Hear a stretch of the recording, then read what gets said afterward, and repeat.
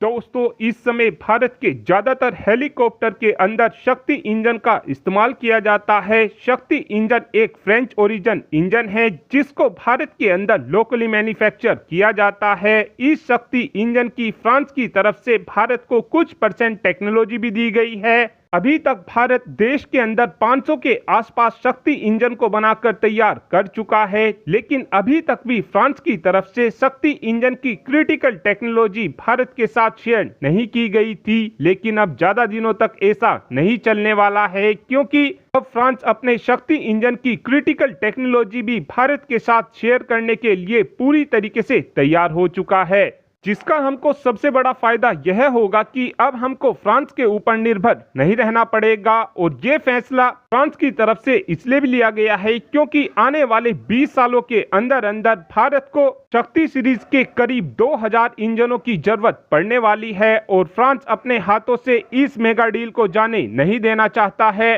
और आप ये बात बिल्कुल भी मत सोचना कि फ्रांस की तरफ से भारत का फायदा सोचा जा रहा है, ऐसा बिल्कुल भी नहीं है, क्योंकि इस समय भारत स्वदेशी टेक्नोलॉजी के दम पर अपने लाइट कैटेगरी के हेलीकॉप्टर के लिए HTSC 1200 नाम का इंजन बनाकर तैयार कर चुका है और आने वाले 2 से 3 सालों के अंदर अंदर इस इंजन को हम अपने हेलीकॉप्टर में भी लगाना शुरू कर देंगे। इस इंजन की मदद से हम अपने 3 टन से 6 टन तक के हेलीकॉप्टर को पावर कर सकेंगे। और अगर फ्रांस की तरफ से भारत को अपने शक्ति इंजन की क्रिटिकल टेक्नोलॉजी नहीं दी जाती तो आने वाले समय में हमको ये डेफिनेटली देखने को मिलता कि भारत अपने लाइट कैटेगरी के हेलीकॉप्टर के अंदर HTSC 1200 इंजन को लगाना शुरू कर देता, जिसका सबसे बड़ा नुकसान फ्रांस को ही होने वाला था।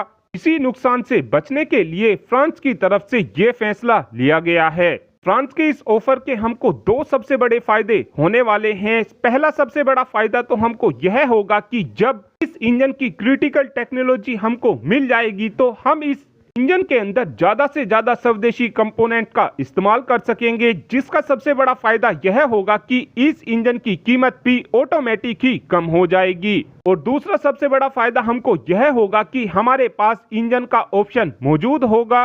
अगर कोई देश फ्रांस के इंजन के साथ हमारे हेलीकॉप्टर को खरीदना नहीं चाहेगा तो उस कंडीशन में हम अपने HTSC 1200 इंजन का इस्तेमाल करते हुए उस हेलीकॉप्टर को बनाकर उस देश को एक्सपोर्ट कर सकेंगे जो फ्रांस के इंजन के साथ हेलीकॉप्टर को नहीं लेना चाहता है।